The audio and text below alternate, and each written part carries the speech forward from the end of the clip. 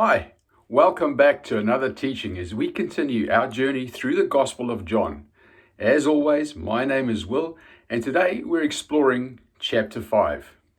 Now, this passage is rich with theological depth and practical application. John 5 marks a turning point in the Gospel where Jesus' identity and authority begin to provoke sharper opposition from the Jewish leaders.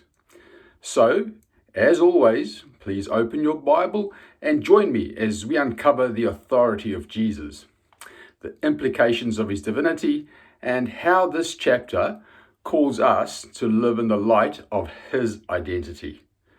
Firstly, I will start by setting the scene. Now, John 5 begins with Jesus traveling to Jerusalem for a Jewish feast. Near the sheep gate is a pool called Bethesda. Now, Bethesda means house of mercy. Here is a multitude of disabled people, and they gather here seeking healing.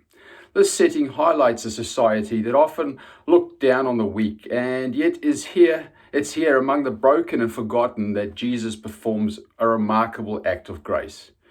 Jesus encounters a man who had been an invalid for 38 years.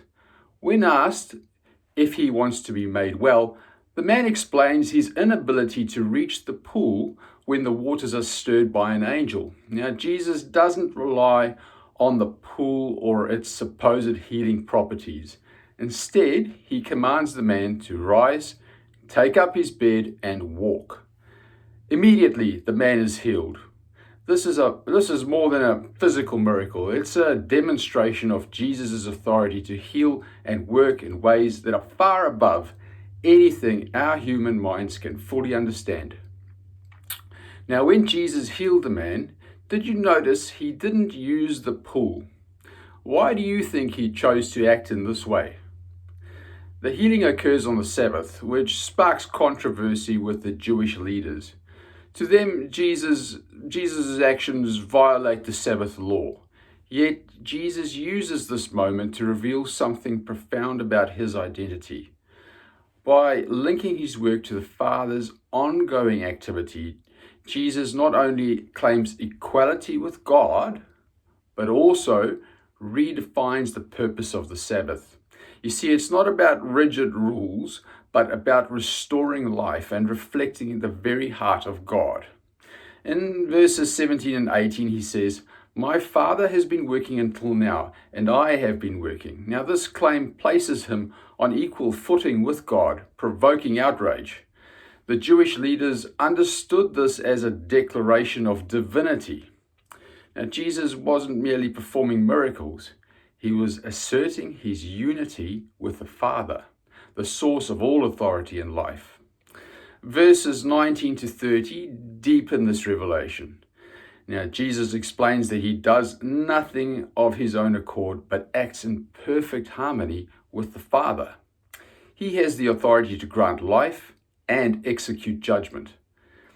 Everyone there at the time knew these are roles reserved for God alone. This underscores the central theme of John's Gospel. Jesus is the Son of God, fully divine and fully human. Furthermore, this chapter invites us to consider how we respond to Jesus' authority. Like the man at the pool, we often look to human traditions or our own efforts to find solutions to our brokenness. But Jesus bypasses these avenues, offering something far greater, himself. It also invites us to examine our hearts. The Jewish leaders were so focused on rules and regulations that they missed the presence of the Messiah standing right in front of them.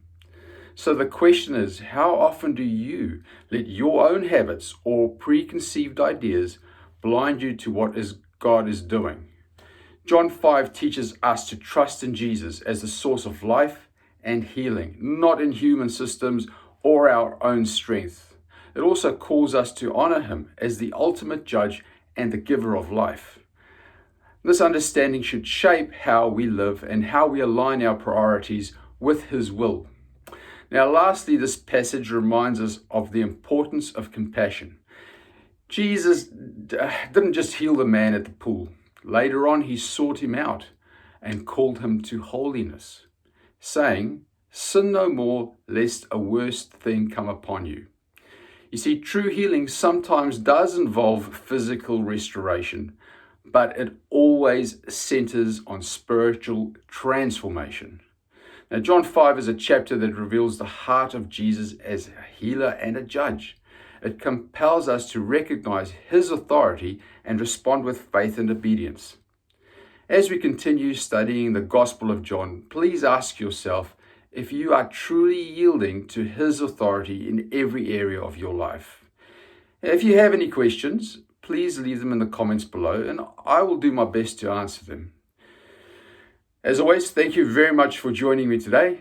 If this teaching has moved you or to take action, I'd like you to invite others to watch this channel too and share the word with them. We'll see you next time to explore John 6, where Jesus teaches all about the bread of life. See you then.